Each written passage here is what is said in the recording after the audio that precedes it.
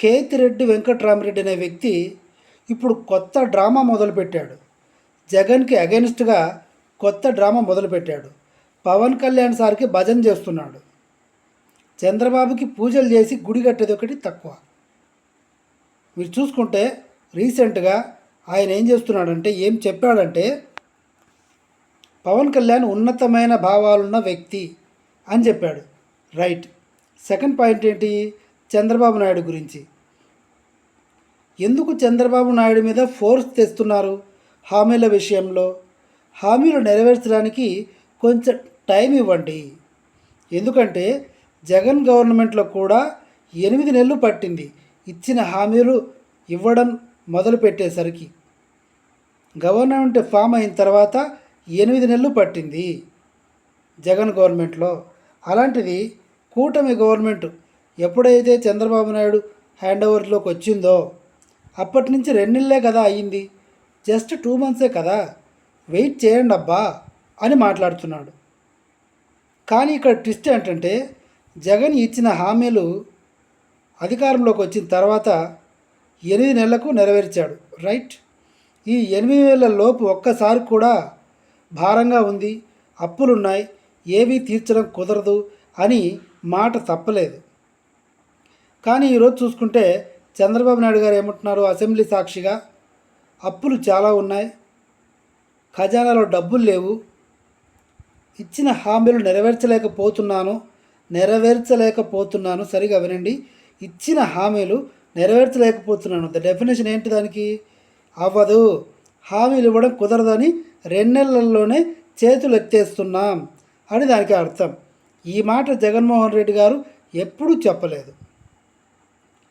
And Pawan Kalyan గారి విషయానికి వస్తే, జగన్ ఒక్కసారి నా ప్రెస్ మీట్ పెట్టాడా అని చెప్పాడు. మరి పవన్ కళ్యాణ్ ఎన్ని ప్రెస్ మీట్లు పెట్టాడు? లింగుమని ఒక్కటి కూడా లేదు. ప్రెస్ మీట్లు పెట్టి పబ్లిక్లోకి వచ్చి అంతా చేయాల్సిన అవసరం లేదు, డబ్బా కొట్టాల్సిన అవసరం లేదు. జగన్ గవర్నమెంట్లో వాలంటీర్ వ్యవస్థ ఉన్నప్పుడు అమ్మాయిల డేటా లీక్ అయింది, 30,000 మంది అమ్మాయిలు మిస్ అయ్యారు అని పవన్ కళ్యాణ్ గారు అన్నారు.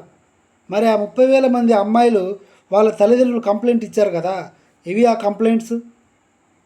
మరి ఆ 30,000 మందిని పవన్ కళ్యాణ్ గారు ఎక్కడున్నారో, ఎక్కడ కిడ్నాప్ అయ్యారో వాళ్ళని తెప్పించాలి కదా. డైరెక్ట్గా మోడీ గారే ఈ కంప్లైంట్స్ అన్నీ, ఈ నిందలు, ఈ బొద జల్లడాలు మానేసేయి పవన్జీ, ఇట్ ఇస్ రాంగ్ అని చెప్పాడు.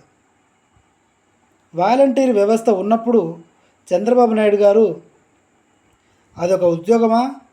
అది బస్తాలు మోసే ఉద్యోగం, బస్తాలు మోసే కూలోళ్ళు వాలంటీర్లు అని చెప్పాడు. ఎలక్షన్లు దగ్గర పడేసరికి ఏం చెప్పాడు? ఉన్న వాలంటీర్లు 5,000 జీతం కాదు 10,000 చేస్తాం అని చెప్పాడు. ఎందుకంటే వాలంటీర్లను తీసేస్తాం, అది కూలి పని చేసే బస్తాలు మోసే ఉద్యోగం అంటే వాలంటీర్లు ఓట్లు వేయరు, కాబట్టి 10,000 చేస్తాం అని చెప్పాడు. కుట్టి నా కొడుకులు నమ్మేశారు. నమ్మేసి ఓట్లు వేస్తే శుభ్రంగా వాలంటీర్లనే తీసి పడేశాడు. ఇది చంద్రబాబు చేసిన పని.